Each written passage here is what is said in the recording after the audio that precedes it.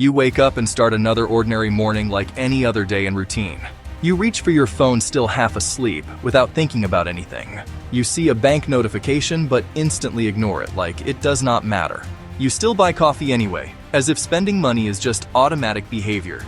Not because you are careless, but because the system quietly shapes habits. Because the modern economy quietly depends on you doing exactly this daily. Every single swipe of your card feeds into a much larger financial system. Every installment plan pulls future income into present-day consumption. Every buy now, pay later purchase feels easy but builds hidden pressure. Every maxed-out credit card sits quietly inside someone's wallet unnoticed. That is not a side effect of the system, but how the system is designed. It is the system itself operating exactly as intended across economies. If consumers stopped borrowing suddenly, the economy would slow quickly.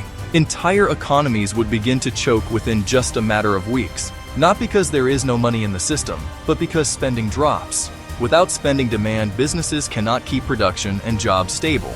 For decades, debt has acted as fuel keeping the economic engine running. Almost nobody talks about this because it feels too normal to question. Politicians focus on growth while banks quietly depend on borrowing. Companies talk about innovation but rely on constant consumer spending. Underneath everything sits a simpler reality that drives the entire economy. The global economy runs on consumers spending money they do not actually have. Over time, the world has reorganized itself around permanent borrowing behavior.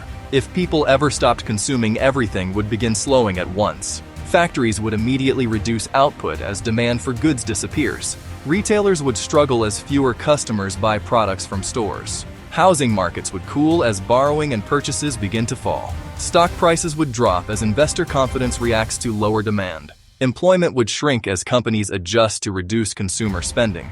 Even governments would feel pressure as tax revenue depends on spending, especially governments that rely heavily on constant economic activity. This raises an uncomfortable question about debt-driven growth limits. If growth depends on people staying in debt, what happens when they stop? To understand this, we must go back to when economies first changed forever. For most of human history, consumer debt barely existed at any large scale. People only borrowed occasionally during real emergencies or hardship. Farmers borrowed only when harvests failed and survival was at risk. Kings borrowed money mainly to fund wars and expand political power. Merchants used credit to move goods and expand long-distance trade routes. Ordinary people mostly lived within their means without long-term debt. Most people simply bought only what they could afford in daily life. Permanent household debt would have seemed unrealistic in earlier history.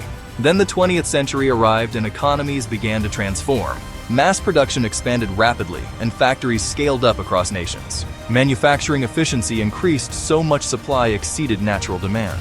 The world no longer struggled to produce goods but to create demand. Companies suddenly faced excess production with fewer natural buyers. The problem shifted from making products to keeping people buying them. Businesses needed demand to grow faster than normal spending allowed. Cars became symbols of rising consumer demand and industrial production. Appliances filled homes as companies pushed consumers toward constant upgrading. Furniture production increased rapidly as consumption became economically essential. Televisions entered homes as mass production expanded across consumer markets. The real economic problem was no longer producing enough goods efficiently. The new challenge became generating enough demand to absorb all production. Businesses needed consumers buying more products again and again continuously. They needed spending to grow faster than natural human behavior allowed. The solution that emerged would permanently reshape modern global capitalism. That solution was credit, allowing people to spend before earning money. Not investment credit used mainly for expanding businesses and industries. Not corporate borrowing used by companies to finance large-scale operations. This was consumer credit designed for everyday household spending behavior. People could now buy products immediately and simply pay the cost later. That small idea created massive economic consequences across modern societies. People no longer needed years of savings to buy expensive refrigerators. They could suddenly buy cars immediately instead of saving for years first. Even homes became possible through long-term borrowing and repayment systems. Consumers could buy instantly and slowly repay the balance over many years.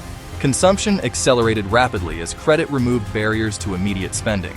Businesses saw debt increase sales so dramatically there was no turning back. Debt created something economically powerful that transformed modern growth systems. It pulls future spending forward into the present economy almost instantly. That mechanism quietly powers most of the modern global economic system today. Instead of waiting years, consumers could immediately buy what they wanted. Companies earned revenue immediately as consumers spent borrowed money faster. Investors saw faster growth as spending activity increased across economies. Stock markets climbed higher as consumer spending continued accelerating upward. Governments collected more taxes as economic activity expanded through borrowing. Debt compresses time by turning future income into present spending power. Modern economies became deeply addicted to the speed created by debt-driven growth, especially after World War II, when consumer spending reshaped entire economies. This became the golden age of modern consumer capitalism and expansion. Suburbs expanded rapidly across America as post-war consumption continued rising. Middle-class families grew larger as economic growth accelerated nationwide. Credit cards emerged and changed how consumers interacted with spending forever. Mortgages became normalized as borrowing for homes entered everyday life. Consumption became tied to national pride and economic responsibility itself. Governments treated spending almost like a patriotic duty for citizens. Consumer spending created momentum that kept businesses and economies expanding. Buying a washing machine supported far more than a single household purchase. Manufacturing jobs depended heavily on consumers continuing to buy products. Transportation companies moved goods constantly to support rising consumer demand. Retail stores relied on continuous spending to keep products leaving shelves. Advertising agencies pushed consumers toward faster and larger spending habits. Steel producers expanded output as industrial demand increased across economies. Rising consumption also increased energy demand throughout growing modern societies. One purchase created ripple effects spreading through the economy like chains. Debt amplified every part of this economic chain reaction across industries. By the 1980s, an even larger financial transformation began globally. And somewhere right now, millions of households are already starting to feel it. The real question is what happens when consumers can no longer keep borrowing? Because eventually every system built on debt reaches limits nobody can ignore. This is not just about debt, but the structure of the modern economy itself. Subscribe for more finance documentaries exposing hidden systems shaping